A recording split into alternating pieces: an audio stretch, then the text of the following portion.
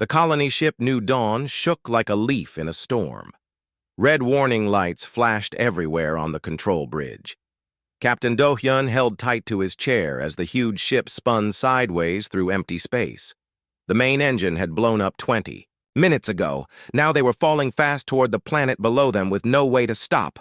"Everyone get ready for a crash," Do-hyun yelled over the loud alarms. "Hold on tight." 847 people were inside the ship. They had been traveling through space for 2 long years to find their new home. But this was not the safe landing they had hoped for. The ship started to burn as it hit the top of the planet's air. Jimin was the ship's main scientist. He watched his computer screens as the planet came closer and closer. The world looked green and blue like Earth. It had purple mountains and orange clouds that looked very strange. But his instruments showed things that did not make sense. Some places were very hot, over 2,000 degrees. Then just a few kilometers away, the temperature was normal again. "Captain, this planet has some very weird weather," Jimin called out while the ship shook all around them. "Tell me about it later if we live through this," Do-hyun said back. He was trying hard to keep the ship flying straight. The New Dawn hit the ground very hard. It slid across rocks for almost a whole kilometer before it finally stopped moving. Everyone was thrown forward in their seats. Sparks jumped from broken control panels. Smoke filled the hallways. But they were still alive. Do-hyun got up slowly. He checked to see if he was hurt. All around the bridge, his crew was doing the same thing. Through the cracked front window, he could see they had landed in a valley. Tall purple mountains were all around them. The sky was a strange green color. 2 small suns hung low near the horizon. "Tell me how bad the damage is," he ordered his crew. "The engines are completely broken," Hyeji said. She was the chief engineer. "We have holes in the ship's walls in sections 12 through 15. We lost the main power, but the backup power is still working." "Anyone hurt badly?" 17 people got injured, but nobody died," someone called from the medical area. Do-hyun felt relieved. They had been very lucky. Now they needed to learn about this place and find out if they could survive here. 3 hours later, they got their first sign that they were not alone. Seulgi was working outside the ship. She was trying to fix one of the holes in the wall. Then she saw something moving far away. She called to the others. Soon, a small group of humans stood together watching strange shapes come toward them across the rocky ground. The aliens were huge. They stood at least 3 times taller than any human. Their skin looked like living crystal that shined blue and silver in the weird sunlight. They walked on 4 legs like big cats, but their upper bodies stood up straight like people. Their faces had no nose. They just had 2 large eyes that glowed soft yellow and a small mouth. "They look like walking diamonds," Tae-hyung whispered. He was in charge of rescue operations. The lead alien stopped about 50 steps away from the crashed ship. It spoke to them. The words sounded like music, but the humans could not understand any of it. Jimin walked forward with his translation machine. It was a small computer that could learn new languages by listening to speech patterns.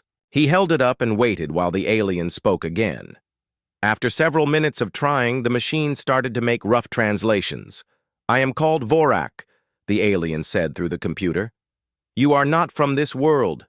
"No, we are not," Do-hyun said as he walked up next to Jimin. "I am Captain Do-hyun of the human colony ship New Dawn. Our ship broke down and we had to land here." Vorak's glowing eyes looked at the humans very carefully. "You are very small, and you look soft. What do you call your people? We are humans. We come from a world called Earth. It is very far away from here." The other aliens came closer. They seemed curious about these strange new creatures. One of them was smaller than Vorak, but still twice as tall as any human. It came forward with what looked like science tools. "I am Thal," this alien said. "I study the life on our world. You are different from anything we have ever seen before." Jimin got excited to meet another scientist. I would be happy to share information about our people if you would tell us about yours and this planet. Thal's eyes got brighter. Yes, that would be very interesting. But Vorak did not look happy. This is the land of the Kitheri people. You landed here without asking permission. We did not choose to land here, Do-hyun explained. Our ship was broken and we could not control where it went. We do not want to hurt you or your people. Hurt us? Vorak made a sound that might have been laughing. You could not hurt us even if you wanted to. Look at yourselves. Your skin has no protection. You have no claws or natural weapons. How do you stay alive? Some of the other Kithri made similar laughing sounds. Do-hyun could feel his crew getting angry behind him, but he kept his voice calm. We stay alive by working together and making tools. We are not as strong as your people, but we have other ways to survive. Vorak walked around the group of humans like he was looking at strange animals in a zoo. Maybe so, but this world is not safe for soft creatures like you. There are burn zones where even we do not dare to go. The air itself catches on fire, and the ground melts like ice in the sun. How will you stay away from such places? Jimin looked up from talking with Thal. What are burn zones? Thal pointed toward the mountains. They are areas where plasma storms never stop. The temperature gets so hot that metal turns into gas. We Kitheri can survive most dangers, but not those places. They are death itself. How much of the planet do these zones cover? Hyeji asked. About 1/4 of the whole surface, Thal answered. They move around and change size. Sometimes they get bigger, sometimes smaller. No living thing has ever gone into a burn zone and come back alive. Vorak stopped walking around and looked straight at Do-hyun. Your people can stay in this safe area while you try to fix your ship, but do not go into the dangerous places. We will not risk our lives to save foolish, soft creatures who ignore our warnings. We understand, Do-hyun said. We are thankful that you are letting us stay. It is not kindness, Vorak said back. It is practical. If you die quickly, you will not be our problem for very long. When the Kitheri were getting ready to leave, Thal came up to Jimin again. I would like to keep talking about your people. There is much I want to learn. I would like that very much too, Jimin replied. After the aliens left, the humans came together to talk about their situation. They were stuck on a world with very dangerous weather.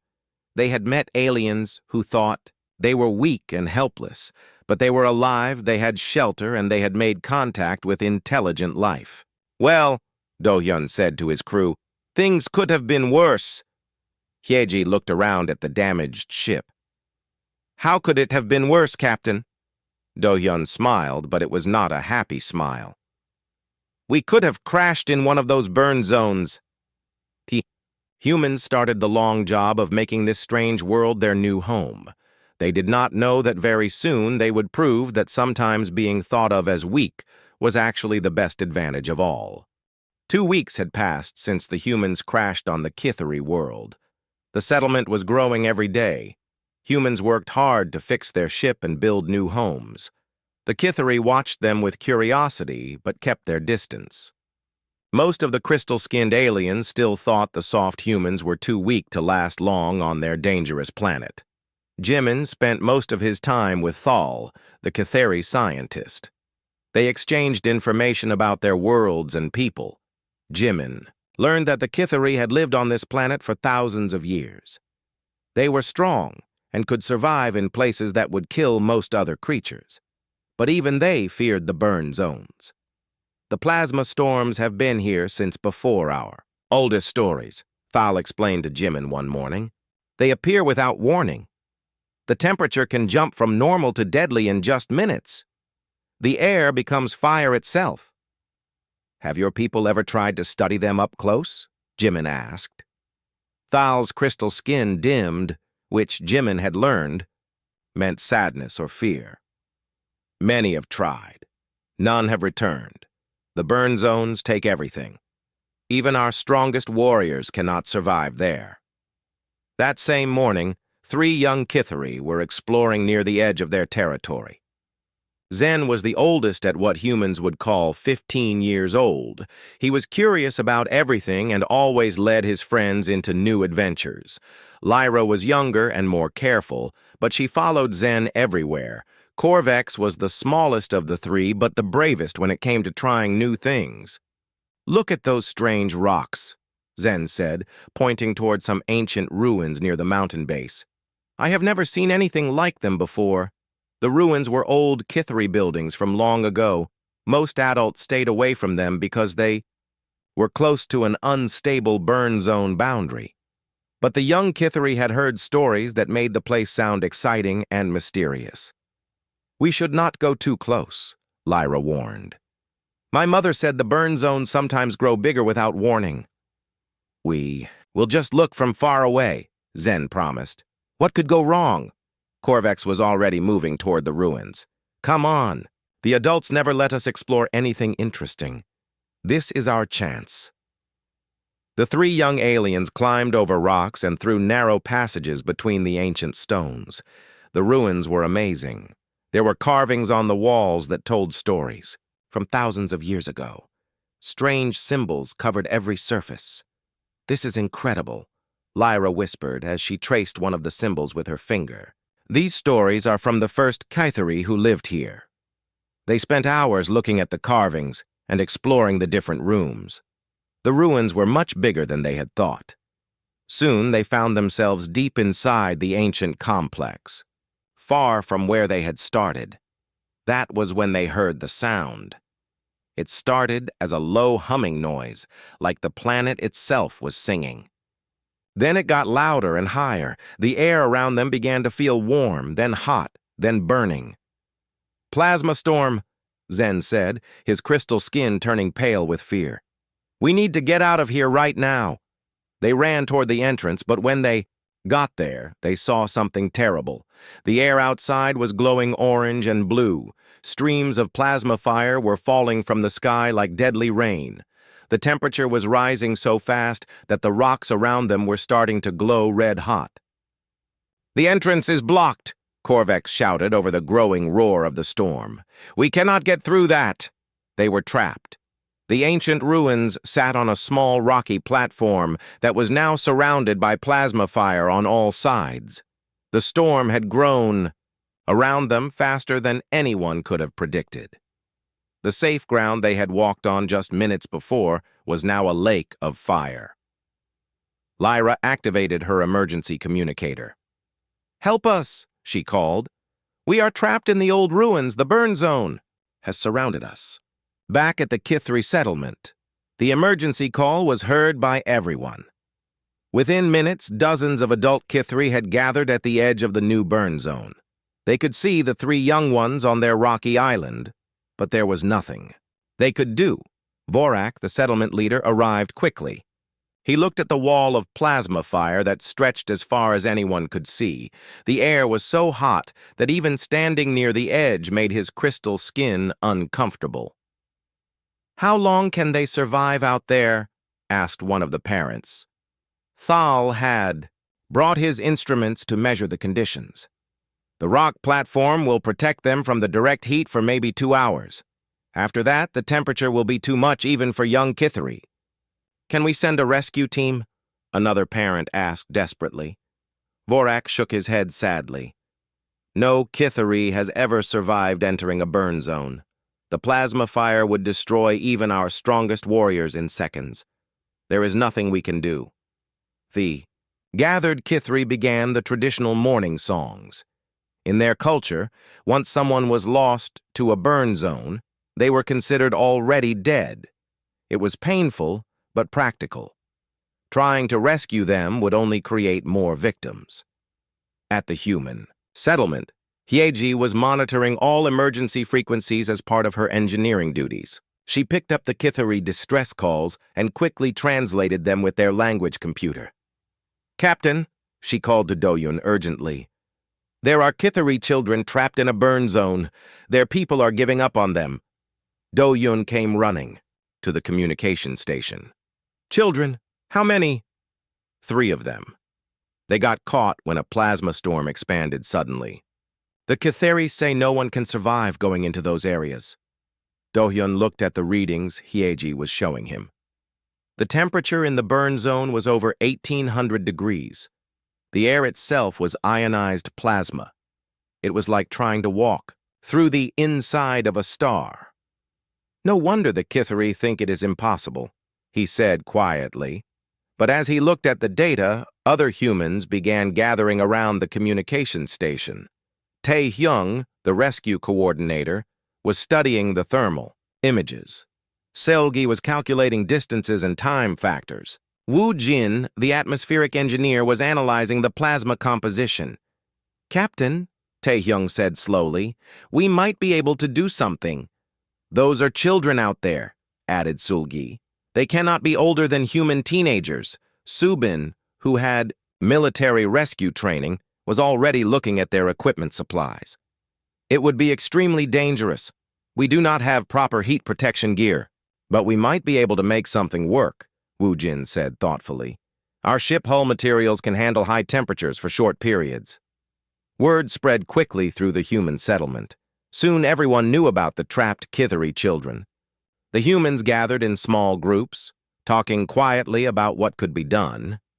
Narai, the safety officer, was strongly against any rescue attempt. "We cannot risk human lives for alien children. If we lose people now, our whole colony could fail." But others disagreed. Ji-hoon, the medic, was preparing emergency supplies just in case.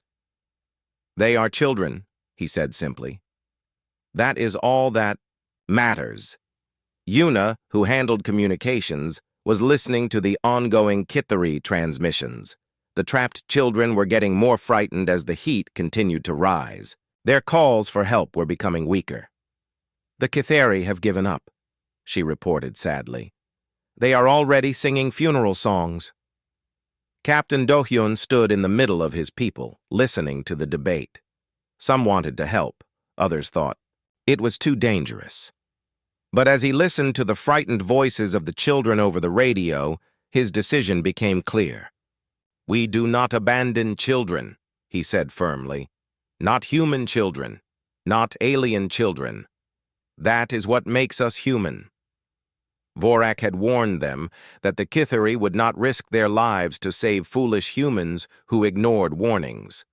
But now it was 3 Kithari children who needed saving, and their own people had declared them lost. The humans began to prepare for what everyone knew was probably a suicide mission. But they also knew they could not live with themselves if they did not try. Somewhere in the fire, 3 young voices were calling for help, and someone had to answer. The Kithari thought the soft-skinned humans were too weak to survive on their dangerous world. Soon they would learn that sometimes strength is not about surviving danger.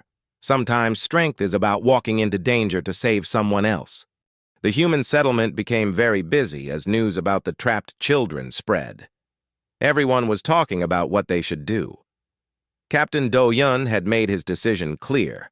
They would not abandon the children.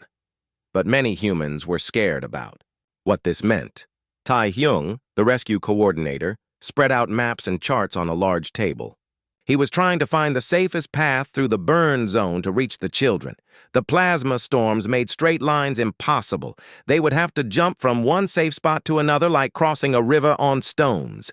The rock platform where the children are trapped is about 2 kilometers from the burn zone edge, he explained to the gathered crew.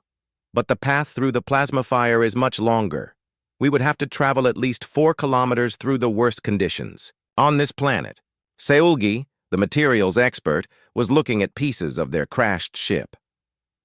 "We can use hull plates from the New Dawn to make heat shields. The metal was designed to handle the heat of space travel. It might protect us for a short time." "How short?" asked Subin, the military rescue specialist. "Maybe 30 minutes if we are very lucky," Seulgi replied honestly. "The plasma fire is much hotter than anything our ship was built for." Woo-jin, the atmospheric engineer, was studying the air composition readings from the burn zone. The plasma changes the air itself. It becomes poisonous to breathe. We will need sealed suits with their own air supply. We have emergency suits. From the ship, Hyeji said. But they were made for spacewalks, not for walking through fire. The humans worked through the night to build protective gear. They took apart emergency suits and rebuilt them with extra cooling systems. They attached hull plates to make heat shields. They added extra air tanks to last longer in the poisonous atmosphere. But not everyone agreed with the rescue plan. Narai, the safety officer, stood up during the planning meeting and spoke loudly. "This is crazy," she said. "We are risking human lives for alien children. If we lose our best people on this mission, what happens to the rest of us? Who will protect our own children?" Some of the colonists nodded in agreement. They had their own families to think about. The survival of their entire settlement could depend on keeping their skilled people alive. "The Kithari themselves have given up," Narai continued. "They know this planet better than we do. If they say it is impossible, why do we think we can do better?" Jehun the medic disagreed strongly. "Because they are children. It does not matter what species they are.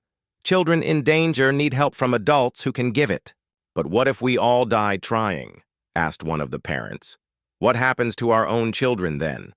The argument went on for hours. Some humans believed they should help. Others thought it was too dangerous. The settlement was becoming divided when Captain Do-Yun stood up to speak. "I understand your concerns," he said calmly. "You are all thinking about your families and our future here. That is good. But I want you to think about something else too." He walked to the window and pointed toward the burn zone, where orange light flickered in the distance. Right now, 3 children are sitting on a rock surrounded by fire. They are scared and alone. Their own people have decided they cannot be saved. In a few hours, they will die from the heat. The room became very quiet. "We could choose to do nothing," Do-Yun continued. "We could say it is not our problem. We could say we need to think of ourselves first. And maybe we would survive longer by making that choice." He turned to face his people. "But what kind of people would we become? What would we tell our own children about the day we heard other children crying for help and decided not to answer?" Hyeji stood up. "I have 2 children back on Earth. They are waiting for us to send for them once we build a safe home here. I want them to be proud of what we did on this world." "My daughter is only 6 years old," said another colonist. "If she was trapped somewhere, I would want someone to try to save her, even if it was dangerous." One by one, more humans began to speak up in favor of the rescue mission. They talked about their own children, their values, and what it meant to be human. Finally, Narai sighed and sat down. "I still think this is too dangerous, but I understand why we have to try." The humans finished their preparations as the night went on. They had built 4 protective suits using everything they could find. The suits were heavy and awkward, but they might keep someone alive in the plasma fire for a short time. Subin would lead the rescue team. He had the most experience with dangerous missions. Hyeji would go with him because she understood the equipment best. Jehun would carry medical supplies in case the children were hurt. Yuna would handle communications and try to keep contact with the base. As the sun came up, the rescue team gathered at the edge of the burn zone. The plasma storms were still raging. Orange and blue fire danced in the air like deadly lightning. The heat was so strong that they could feel it from 50 meters away. At the Kithari settlement, Vorak and his people were still keeping watch over the burn zone. They had heard that the humans were planning a rescue attempt, but they did not believe it was possible. "The soft skins will kill themselves for nothing," Vorak said to Thal. "This will prove that they are too foolish to survive on our world." But Thal was not so sure. He had been studying human behavior since they arrived. "They are different from us. They do not think the same way we do about danger and survival." "Different does not mean better," Vorak replied. "Dead is still dead, no matter how brave you are." The trapped children had been calling for help all night, but their voices were getting weaker. The heat was slowly draining their strength. They huddled together on their rock platform, trying to stay brave.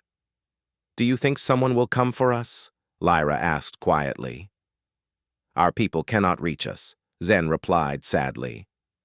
"The fire is too strong, even for adult Kithari." "But what about the humans?" Korvac said. "They are different from us. Maybe they can do things we cannot do."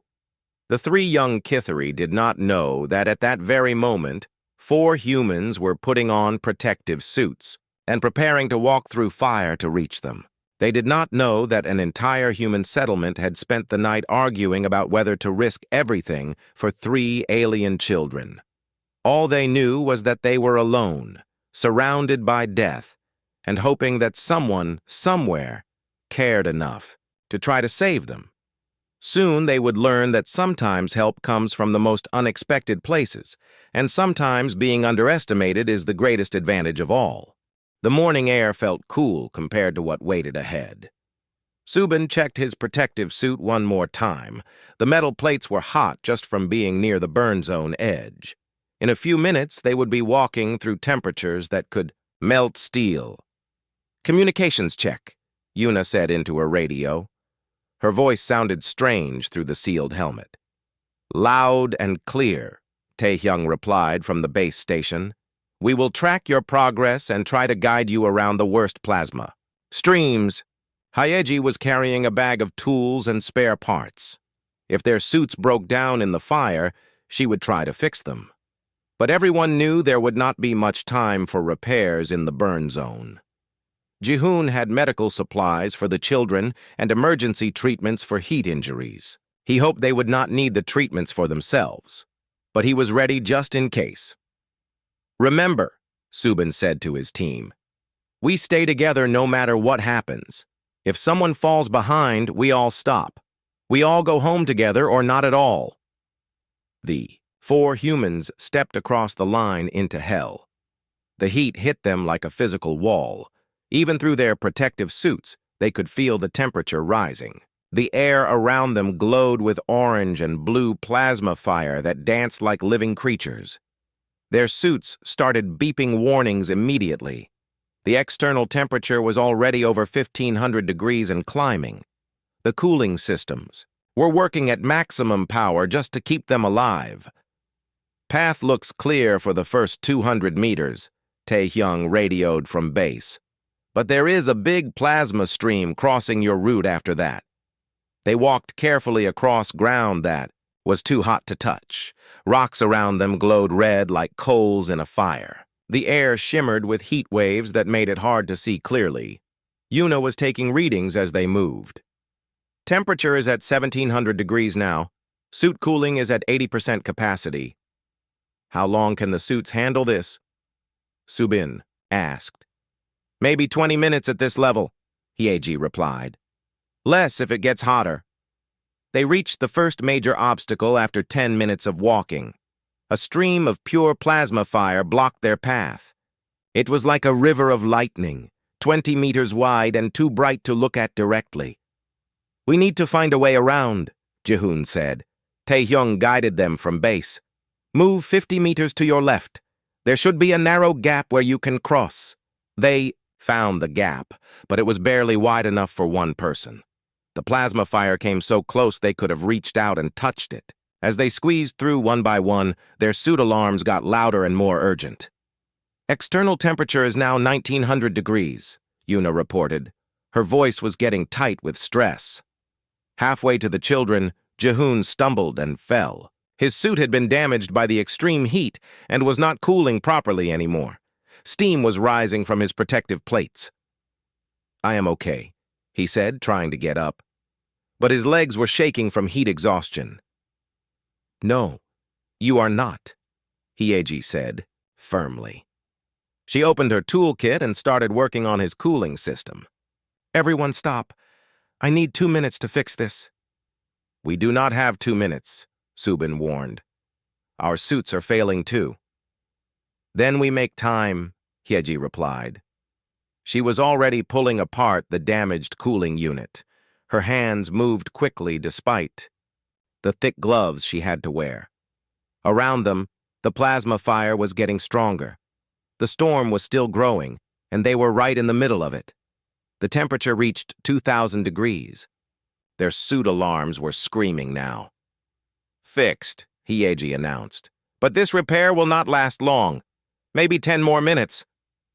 They helped Ji-hoon to his feet and continued moving. But now they were racing against time and failing equipment. Every step forward brought them closer to the children, but also closer to the limits of what their suits could handle. "I can see the rock platform," Subin said. 500 meters ahead. The children were there, huddled together on their stone island. When they saw the 4 strange figures walking through the fire toward them, they could not believe their eyes. "Are those the humans?" Lyra whispered. "It has to be," Zen replied. "No Kithari could survive in this fire. They are really coming for us," Korvax said with wonder in his voice. But the final approach was the most dangerous part. The rock platform was surrounded by the hottest plasma streams they had encountered. The air itself seemed to be burning. "External. Temperature is 2,100 degrees, Yuna reported. "All cooling systems are at critical levels." Subin's suit started sparking. The electronic systems were being damaged by the extreme heat. "My suit is failing," he announced calmly. "Mine too," added Yuna. "Communications are going down." They were only 50 meters from the children now, but their protective equipment was breaking down around them. The humans had to choose between saving themselves and completing the rescue. "Keep going," Subin ordered. "We did not come this far to give up now." Hieji's suit was the first to fail completely. The cooling system stopped working, and the internal temperature started rising fast. She began to collapse from heat stroke, but Ji-hoon caught her and helped her keep walking. 20 meters, Subin called out. His own suit was sparking and smoking now. The 3 Kithari children watched in amazement as these strange creatures approached through fire that should have killed them instantly. The humans were clearly suffering. Their suits were failing, and they were moving slowly from heat exhaustion. But they kept coming. "Help us!" Zen called out, reaching toward the humans. Subin was the first to reach the rock platform. His suit was completely dead now, offering no protection at all. But somehow he was still alive and moving. He grabbed Zen with his gloved hands. "We are here to take you home," he said simply. Ji-hoon reached Lyra while Yuna took hold of Korvax. Hieji was barely conscious but still trying to help. The humans began the terrible journey back through the fire, now carrying 3 young aliens who were depending on them for survival. Behind them, the plasma storm was still growing stronger. The path they had used to reach the platform was now blocked by new streams of fire. They would have to find a different way out. "This way," Subin said, pointing toward what looked like a slightly cooler area. But as they moved, more suits began to fail. Yuna collapsed completely and had to be carried by Korvax, even though the young Kithari was much smaller than her. Ji-hoon was stumbling from heat exhaustion, but refused to let go of Lyra. The children realized that these humans were dying to save them. They were walking through fire that was killing them step by step, but they would not abandon their rescue mission. "Why are you doing this for us?" Lyra asked Ji-hoon as he carried her. "Because you are children," he replied simply, "and children should not die alone." The journey back through the burn zone became a nightmare of failing equipment, rising temperatures, and human bodies pushed far beyond their limits. But somehow, step by step, they kept moving toward safety. The Kithari who were waiting at the burn zone edge could not believe what they were seeing. 4 humans were walking out of the fire carrying their children. It should have been impossible, but it was happening right in front of them. "How are they still alive?" Vorak whispered. Thal was taking readings with his instruments. "The fire should have killed them long ago, but they are still moving." The humans finally reached the edge of the burn zone and collapsed on safe ground. Their suits were destroyed, their bodies were badly burned, and they were barely conscious. But they had done what no Kithri thought possible. They had walked through fire and brought the children home. The rescue had become a race against death itself. Subin could barely see through his cracked helmet visor. The plastic was melting from the incredible heat. His cooling system had been dead for 10 minutes, but somehow he was still moving forward, with Zen in his arms. Hyeji had passed out twice during the return journey. Each time, Jehun had stopped to wake her up and help her keep walking. But now she was unconscious again, and her body was burning up from the inside. I cannot carry both. Of them, Jehun gasped. He was holding Lyra with one arm and trying to support Hyeji with the other. The heat was making it impossible to breathe properly. I will help, Zen said. Even though he was just a child, the young Kithari was stronger than any human. He took Hyeji on his back and continued walking. Yuna had collapsed completely, 50 meters ago. Her suit had caught fire and stopped working entirely. The small Kithari child Corvex was now carrying her, even though she was twice his size. The young alien struggled under her weight, but refused to leave her behind. You saved us, Corvex said to the unconscious human. Now we save you. The plasma storm was getting worse around them. New streams of fire appeared without warning, blocking paths they had used just minutes before. The heat was so intense that the rocks under their feet were starting to melt. Subin's legs finally gave out. He fell to his knees but kept holding Zen protectively. I cannot go any further, he admitted. Yes, you can, Zen said firmly. The young Kithari helped pull Subin back to his feet. You did not give up on us. We will not give up on you. Lyra was crying as she watched Jehun stumble and fall repeatedly.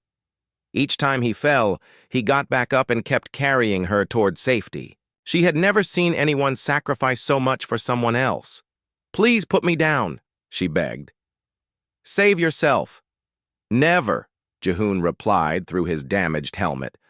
We all go home together. The children began to understand something amazing. These humans were willing to die rather than abandon them. They had walked into fire that should have killed them instantly, and they were still fighting to save 3 alien children they barely knew. From the edge of the burn zone, the watching, Kithari could see the group struggling through the final stretch of plasma fire. Vorak and his warriors wanted to help, but even they could not survive in that heat. They are all going to die, Vorak said quietly. The humans and our children. But Thal was watching something else. Look at the children. They are helping carry the humans now. It was true. Zen had taken over carrying both Subin and Hyeji. Corvex was struggling with Yuna's weight, but refusing to leave her. Lyra was supporting Jehun as he stumbled toward safety. The humans saved them, Thal said with wonder. And now the children are saving the humans. The final 100 meters took forever. Every step was a battle against heat that could melt metal. The humans were barely alive, their bodies pushed far beyond what should have been possible. But the Kithari children kept them moving, refusing to let their rescuers die. When they finally crossed the line into the safe zone, everyone collapsed together on the cool ground. The 4 humans were unconscious and badly injured. Their protective suits were completely destroyed. Their skin was burned and their breathing was shallow. Kithari medics rushed forward to help. They had advanced healing technology that could treat heat injuries, but they had never seen damage this severe in anyone. Who was still alive? How are they breathing? One medic asked in amazement. The heat should have destroyed their lungs. Humans are different from us, Thal explained as he helped treat the injured rescuers. Their bodies work differently. Somehow they survived what would kill any Kithari. The 3 children stayed close to their rescuers as the medics worked. They refused to leave the humans who had risked everything to save them. Will they live? Zen asked anxiously. We do not know, the head medic replied honestly. They have injuries we have never seen before. Their bodies are damaged in ways that should be fatal. For 3 days, the humans hung between life and death. Their own medical officer, Jihoon, was too injured to help treat himself or his teammates. The Kithri doctors worked around the clock, learning human medicine as they tried to save the 4 heroes. Captain Do-hyun came to the Kithri Medical Center every day to check on his people. The rest of the human settlement was worried sick about their friends who had risked everything for alien children. Vorak visited the medical center too. He sat quietly beside the unconscious humans, thinking about what they had done.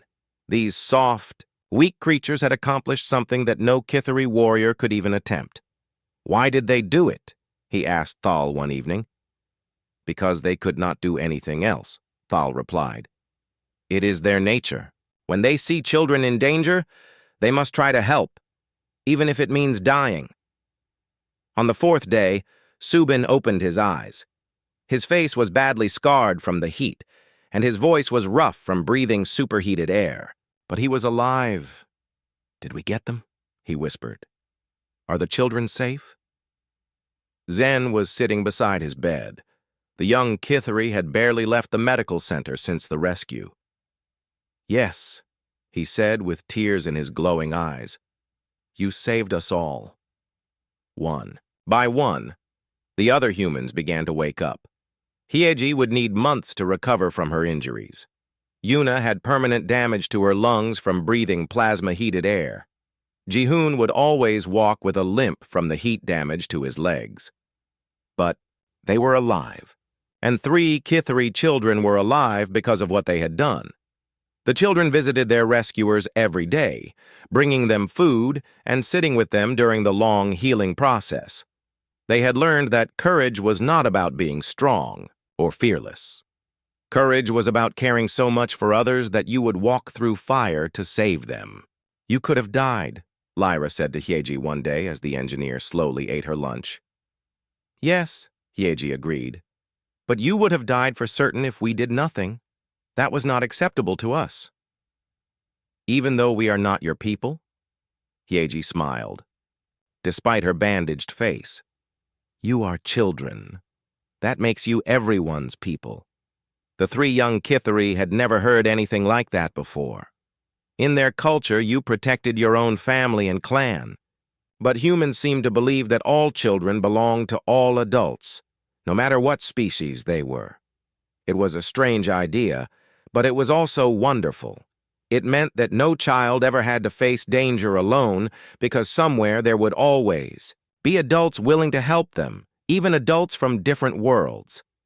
The price of love, they learned, was sometimes very high, but it was a price that humans were willing to pay, over and over again, because some things were more important than safety.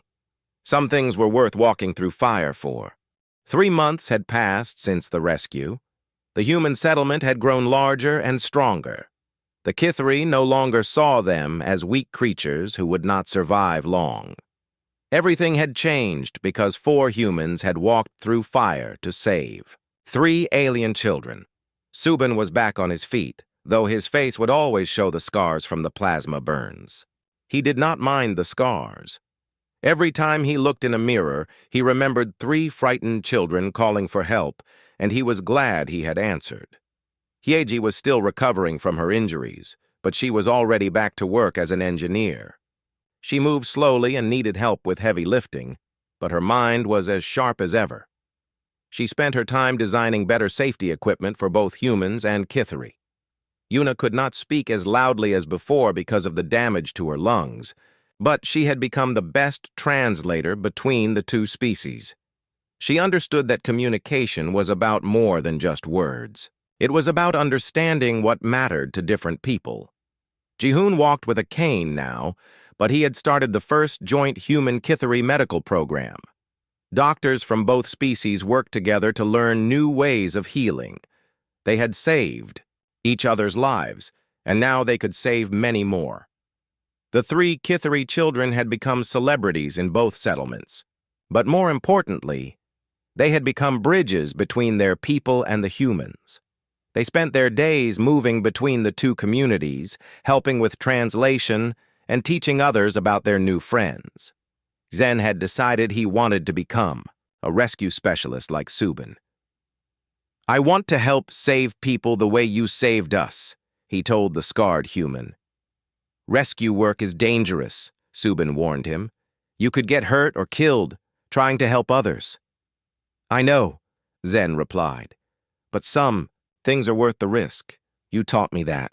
Lyra was fascinated by engineering and spent most of her time with Hyeji, learning how to build things that could protect people from danger. "I want to make suits that can survive any fire," she announced one day. "That is a good dream," Hyeji told her. "But remember, the best protection is staying out of danger in the first place." "Unless someone else is in that danger and needs help," Lyra said seriously. Hyeji smiled. The young Kithari had learned the lesson well. Corvex was interested in medicine and worked with Jehun to understand how different species could help heal each other. "Human medicine is very different from ours," he observed, "but it works in ways we never thought of. All medicine is about caring for others," Jehun explained. "The methods can be different, but the goal is always the same, to help people feel better and stay healthy." The biggest change came when Vorak approached Captain Do-hyun with an offer that would have been impossible before the rescue. "We want to combine our settlements," Vorak said. "Humans and Kithari living and working together as one community." Do-hyun was surprised but pleased. "What changed your mind about us?" "Your people did something ours could not do," Vorak admitted. "Not because you were stronger, but because you thought differently about what was important. You risked everything, for children who were not even your own species." "We saw children in danger," Do-hyun replied simply. "What else could we do?" "You could have done what we did," Vorak said quietly. "You could have said it was impossible and given up. But you did not. That taught us something important about what it means to be truly strong." The joint settlement was built on the place where the burn zone had been. The plasma storms had moved on, leaving behind rich soil that was perfect for growing food. It seemed fitting that the place where the rescue had happened would become the foundation for a new kind of community. Thal and Jimin worked together to design buildings that could house both species comfortably. Kithari needed more space because of their size, but humans needed different types of climate control. The solution was buildings that could be adjusted for whoever was using them. "We are learning that differences do not have to be problems," Thal told Jimin as they watched construction begin. "Sometimes differences make us stronger together than we could be apart." The first human Kithari school opened 6 months after the rescue. Above the entrance, carved in both languages, were the words that had become the motto of the new community. "No child walks alone." Elder Thurok, who had once been suspicious of the weak-looking humans, now served as the school's guardian and head of security. He often told visitors about the day he learned that true strength had nothing to do with crystal skin or powerful claws. "I used to think strength meant being able to survive anything," he would say. "But the humans taught me that real strength means being willing to risk everything to help someone else survive." Children of both species learned together in the new school. They studied human literature and Kithari history. They learned about plasma physics and crop rotation, but most importantly, they learned about courage, sacrifice, and what it meant to care for others. Zen, Lyra, and Corvex became the school's first graduates. They had learned their lessons not just from books, but from watching 4 humans walk through fire to save them. They understood that heroes were not always the biggest or strongest people. Sometimes heroes were ordinary people who did extraordinary things because they refused to give up on others. The human settlement had grown into something no one had expected when the new dawn first crashed on this world. It had become a place where 2 very different species had learned to live together, work together, and care for each other's children. Captain Do-hyun often stood on the hill overlooking the joint community, thinking about the journey that had brought them here. They had come to this world as refugees, seeking a new home after their ship was damaged. They had been seen as weak and unlikely to survive. But survival, they had learned, was not just about staying alive. It was about staying human, about keeping the values and beliefs that made life worth living in the first place. The Kithri had been right about one thing. This was a dangerous world. The burn zones still existed, plasma storms still raged, and there were many ways to die if you were not careful. But the humans had proven something important. Some things were more dangerous than physical threats. It was dangerous to stop caring about others. It was dangerous to give up on people who needed help. It was dangerous to become so focused on your own survival that you forgot what made survival worthwhile. In the end, what made them human was not their soft skin or their weakness. Compared to the Kithri, what made them human was their refusal to abandon those in need, especially children. It was their willingness to risk everything for others, even when others told them it was impossible. The rescue had lasted only a few hours, but its effects would last for generations. Children of both species would grow up knowing that someone would always come for them if they were in trouble. They would learn that being different did not mean being enemies. They would understand that the greatest strength was not the power to destroy, but the courage to save. And sometimes, late at night, when the wind was just right, people in the settlement could still hear echoes from the old burn zone.